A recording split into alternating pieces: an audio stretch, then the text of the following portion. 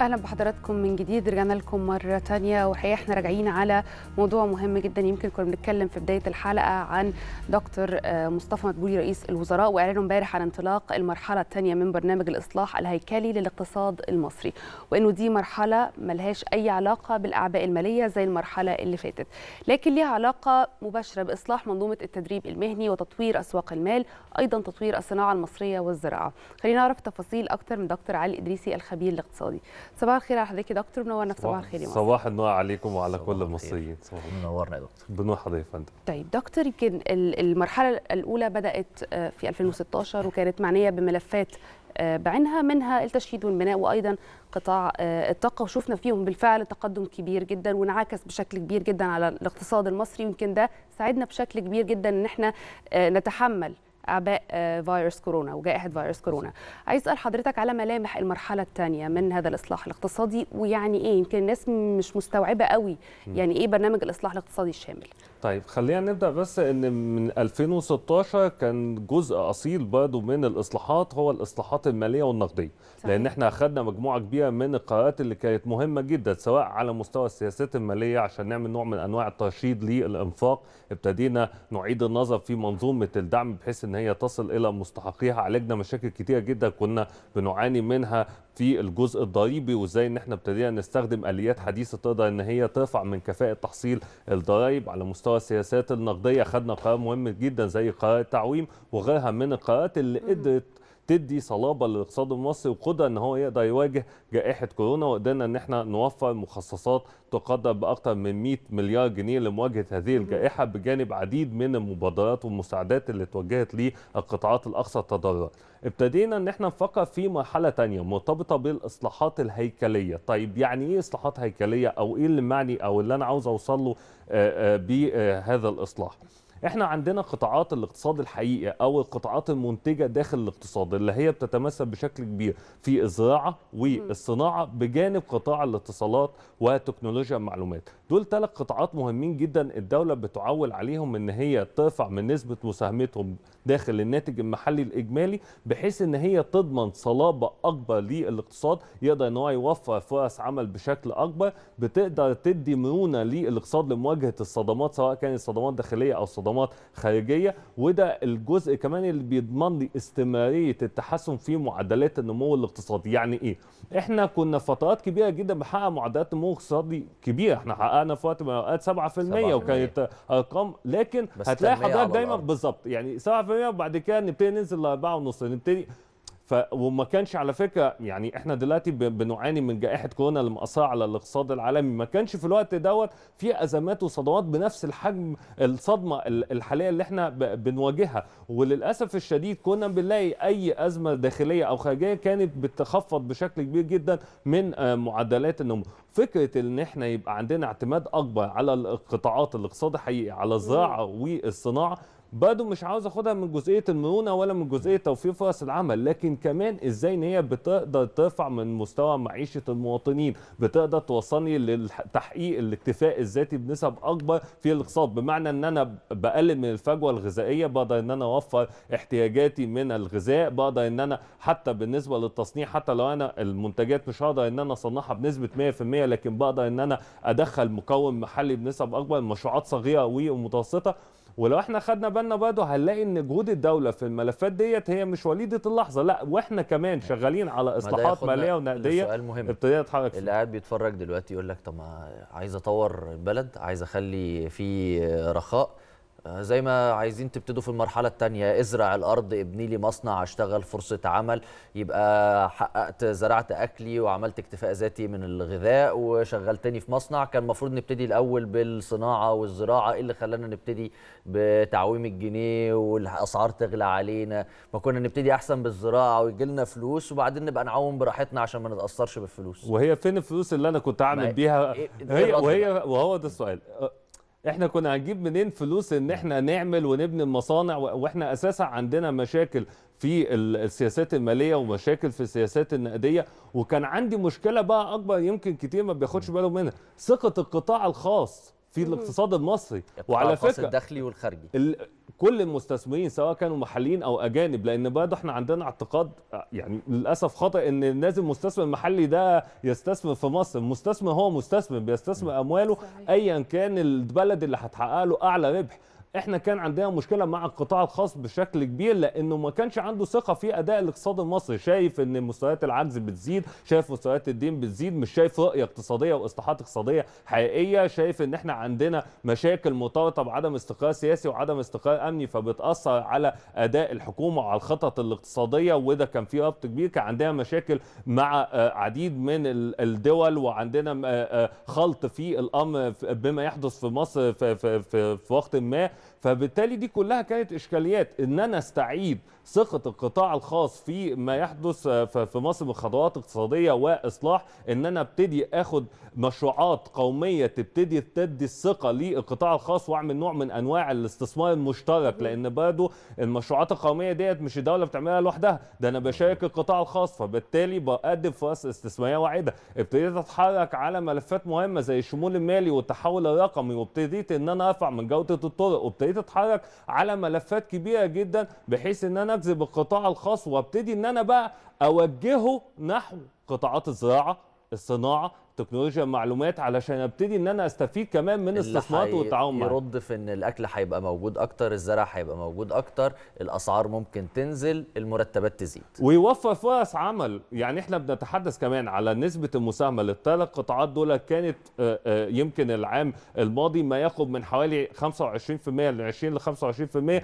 ازاي ان انا اوصلها ل 35% الفتره اللي جايه هيقدر يوفر لي فرص عمل. احنا دايما عندنا فكره الاستثمار هي وقود الاقتصاد. ما هو لما يبقى في استثمار هيبقى في فرص عمل، لما يبقى في فرص عمل كمان هيبقى في انتاج، هيبقى زياده في المعروض، هنقدر نقلل من الاسعار، هيبقى عندي فائض هقدر اوجهه للتصدير. المصانع ديت والشركات دي ما بتدفع ضرائب، يعني حصيله ضريبيه تبتدي تزيد، يعني عجز الموازنه يبتدي يقل، يعني مستويات الدين كمان تبتدي تقل، ما انا بستدين عشان اغطي العجز الخاص بالموازنه. وبالتالي هي كلها مجموعه من العوائد. لكن يحسب للدوله ان هي في التوقيت الحرج اللي بيمر بيه العالم كله هي بتفكر في استمرار الاصلاحات، وانها عندها رؤيه واضحه لاستمرار الاصلاحات الاقتصاديه والحفاظ على ثمار الاصلاحات السابقه. وبرنامج اصلاح اقتصادي قوي كانت الدوله اتحركت عليه على مدار الثلاث سنوات من 2016 ل 2019. وكمان الفكره اللي لازم كمان توضح للجميع هو ان الدوله مش مهتمه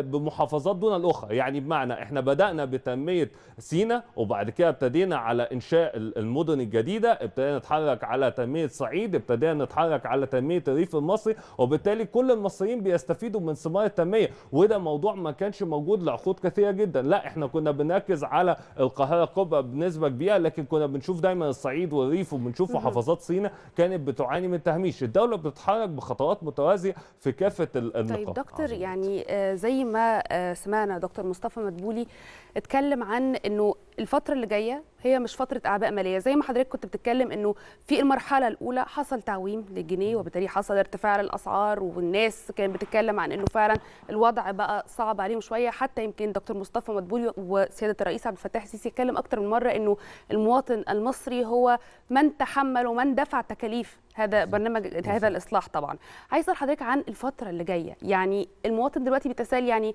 هل انا هحس ازاي على بقى بشكل ملموس وعلى ارض الواقع، هحس ازاي بانه في مردود عليا انا بشكل مباشر؟ يعني ايه مفيش اعباء ماليه؟ طيب مفيش اعباء ماليه لان احنا كان عندنا فتره كان فيها نوع من انواع، مش عاوز اقول ان التكلفه كانت على الجميع، لان برضه كان عندنا برامج حمايه اجتماعيه الدوله كانت بتتحرك عليها، كانت بتحاول قدر المستطاع ان اللي بيتحمل التكلفه هو من يستطيع تحمل التكلفه. لكن على الجانب الاخر بالنسبه لمحدود الدخل، وازاي ان كان في برامج زي تكافل وكرامه، وابتدينا نتحرك على حياه كريمه، وابتدينا ان احنا نعالج منظومه الاجور ونعالج منظومه المعاشات. الدوله ابتدت ان هي كمان تقلل بشكل كبير من التكلفه، لكن ده برضه ما ينكرش ان كانت في جزء من التكلفه اكيد بيتحمله، والدوله اعترفت بدوت وقالت ان المواطن المصري هو البطل الحقيقي، لان لولا وعي وطنيه المواطن ما كناش قدرنا نعمل اصلاحات اقتصاديه. في اقتصادات كبرى حاولت تعمل اصلاحات للجزء الخاص بمنظومه المحروقات عندها، وابتدت ان هي تفكر في فرض ضرائب على المحروقات، طلعت بمظاهرات وكانت امور يعني صعبه بالنسبه لها. فوعي المواطن هو اللي ساعد طبعا الدوله على اقامه الاصلاحات. الفتره اللي جايه المواطن المصري هيستفيد ايه؟ هيستفيد ان انا دلوقتي لما تكون الاسعار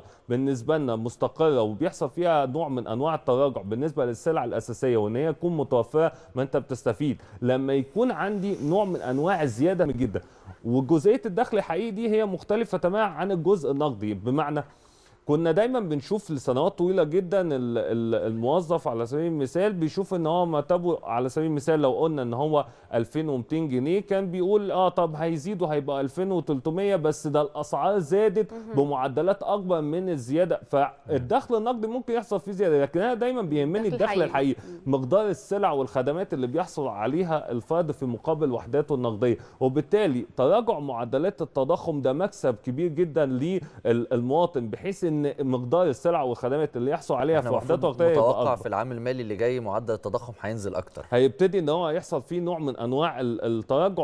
وبرضه خلينا نتحدث احنا عشان في كورونا بالظبط، احنا في ازمه. احنا الاقتصاد المصري خسر اكتر من 370 مليار جنيه لغايه دلوقتي بسبب تداعيات كورونا من الايرادات بتاعته. احنا بنتكلم على معدلات نمو اقتصادي كانت متوقع ان هي تصل، ده الخساره المباشره للحكومه في الموازنه العامه، ده غير الخسارات للمستثمرين وخسارات لاصحاب اعمال وانت وجهت كمان 100 مليار جنيه للقطاعات ديت. انت كمان خسرت معدلات نمو اقتصادي كنت هتحقق 6%، انت حققت السنه اللي فاتت 3.6%، متوقع السنه دي حوالي 2.5% العام القادم. وده بيتهيألي يفسر شويه فكره ان الحكومه بتحاول توازن ما بين اغلاق ولا اسيب الاعمال الاقتصاديه شغاله، لان احنا بنتكلم في 370 مليار جنيه مصري خسرناهم زائد 100 مليار وجهناهم، بنتكلم 470 مليار، يعني غير الخسائر الغير مباشره في استثمارات كانت هتجيلك وما جاتش، السياحه بالظبط. فده خساره للحكومه وخساره للدوله. فلو الناس ما اتجهتش وخلت بالها من نفسها، احنا بنتكلم ال 470 مليار دول ممكن يزيدهم خساره قدهم مره ثانيه. خليني اقول لحضرتك على حاجه، يمكن حتى التعليم على سبيل المثال، وقطاع التعليم واحد من اهم القطاعات داخل الاقتصاد. انت عارف حضرتك فكره ان احنا طب الدراسه وقفت لغايه هنا، واحنا ممكن نشوفها يعني طبعا عشان، لكن خليني اقول لحضرتك اقتصاديا لا، في سلسله طبعا من الخسائر بالظبط. يعني سلسله من الخسائر. انت عندك قطاع النقل هو قطاع متشابك جدا مع قطاع التعليم، انت عندك قطاع المشروبات والاغذيه ما هو برضه من القطاعات المتشابكه مع قطاع التعليم. وبالتالي فكره الاغلاق او انتهاء الدراسه او ان يبقى في مشكله في قطاع معين هي بتاثر بشكل كبير على عديد من المواطنين وعلى استثمارات ممكن تكون موجوده. فبالتالي هي فكره الاغلاق ديت اقتصاديا هو امر صعب جدا، واحنا ما ناملش طبعا ان احنا نوصل للمرحله دي، لكن احنا ما نتمناش يعني الناس خدت بالها مش هنضطر. لكن ده ما ينكرش ان في دول ابتدت تاخد قرارات زي كده، وابتدت تبقى في اجراءات بالظبط. وبالمناسبه الناس كانت رافضه ده وكانت يعني معارضه لفكره الاغلاق، لان هم عارفين مدركين مدى الخساره اللي هيتعرضوا ليها. يحسب للدوله المصريه ان هي من اولى الدول اللي كانت بتفكر في فكره التعايش مع الفيروس والزام المواطنين باجراءات احترازيه طبقا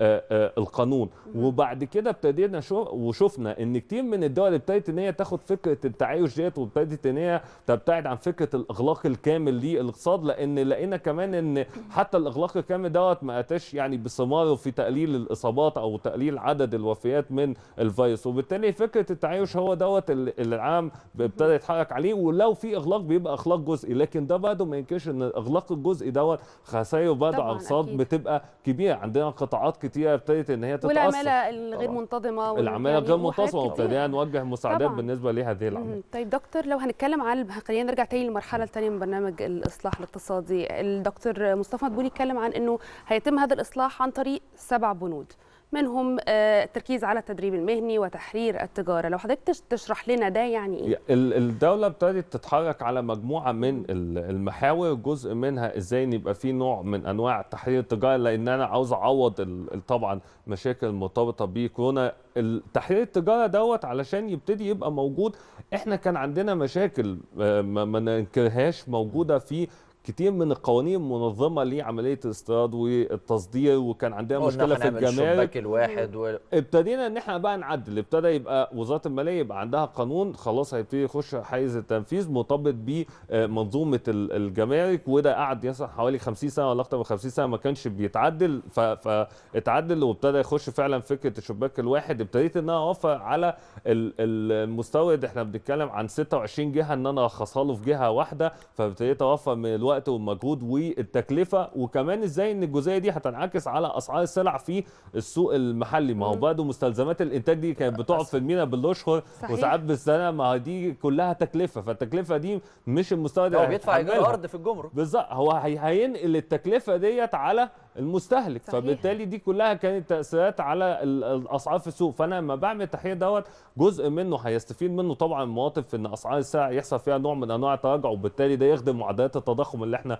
تحدثنا عليها. وكمان هتبتدي ان هي تعالج لي جزئيه مهمه مرتبطه بمؤشر التجاره عبر الحدود، وده واحد من اهم مؤشرات تقييم ممارسه الاعمال اللي بيخرج من البنك الدولي، وده جزء مهم كمان لتنافسيه الاقتصاد المصري، لان المستثمر لما بيجي يقيم الوضع الاقتصادي في دولة ما هو بيشوف المؤشرات الدولية والتقارير الدولية دي بتقول ايه. احنا عندنا تحسن في عديد من النقاط، لكن كان عندنا فعلا مشكلة في التجارة عبر الحدود، وده واحد من المؤشرات الفرعية في تقرير ممارسة الأعمال. عشان كده وزارة المالية ابتدت تتحرك عليه من خلال يمكن في السنتين اللي فاتوا، اتحركت عليه بشكل كبير، وابتدت ان هي فعلا تعالج المشكلة دي. بجانب بقى محاور تانية خلينا نقول اللي هي القديمة الحديثة، بمعنى ان احنا بنستكملها زي التحول الرقمي، الشمول المالي، دي ملفات مكمله طبعا معانا، هنبتدي ان احنا نعمل فيها نوع من انواع التحسين. الجزء الخاص بالتعليم الفني، وده جزئيه برضه الدوله بتعول عليها بشكل كبير جدا، لان انا هستفيد منهم في قطاع الصناعه، هستفيد منهم في قطاع الزراعه، لان كمان الزراعه ما بقتش حتى زراعه تقليديه زي ما كنا بالظبط. لا احنا دلوقتي شويه تقاوي في الارض واسقيهم بالظبط. فعشان كده احنا بنتكلم كمان على ملف التصنيع الزراعي، يعني فكر كمان ان حتى السلع الزراعيه ما بقتش زي دكتور علي، ما عشان هي. احنا وقتنا خلص خلاص، بس انا يعني حابب ان انا في الاخر كده، انا كمواطن مصري قاعد بتفرج دلوقتي علينا في الاستوديو، يا جماعه انتوا بتقولوا ارقام وكلام جميل جدا والدنيا حلوه وهتتحسن، بس احنا من ساعه تعويم الجنيه الاسعار غليت عليا، ودلوقتي داخلين المرحله الثانيه. احنا استحملنا الاربع 5 سنين اللي فاتوا على وعود ان الدنيا هتبتدي ترتاح وعيشتنا هتبقى احسن والاشياء هتبقى معدن. دلوقتي انتوا داخلين مرحله ثانيه من الاقتصاد، بتقولوا زراعه ومعلومات وما اعرفش ايه الكلام ده كبير، انا ما بفهموش. انا عايز اعرف انا الدنيا هتحلو معايا امتى؟ مش هتبتدي تحلو، لا خلينا نقول انت بقى عندك اسكان اجتماعي، انت بقى عندك قضاء على العشوائيات، ابتدى يبقى عندك مدن جديده، بقى عندك طرق ارتفعت كفاءتها، منظومه اجور بتتحسن، منظومه معاشات بتتحسن. العالم كان فيه اغلاق كامل وما كانش فيه كمامات وما كانش فيه سلع اساسيه، انت لقيت السلع الاساسيه دي ولقيت الكمامات ولقيت المستلزمات الخاصه بيك، ما لقيتش انفلات في الاسعار، لقيت الدوله واقفه معاك في كل حاجه. لما كان في قطاعات بتخسر كانت الدوله في مشروعاتها القوميه بتعلن عن فرص عمل جديده. فانت يعني عاوز اقول انت مش مستني ان احنا الدوله هتعمل، لا الدوله عملت، ولكن هي بتدور دايما للاحسن ليك، فاللي جاي دوت ان شاء الله هيكون احسن بشغلك وبوعيك وبعملك وبتعاونك مع الدوله. عظيم. دكتور علي الإدريسي الخبير الاقتصادي، انا بشكرك شكرا جزيلا، دايما ضيف عزيز عليا، بشكرك شكرا على وجودك.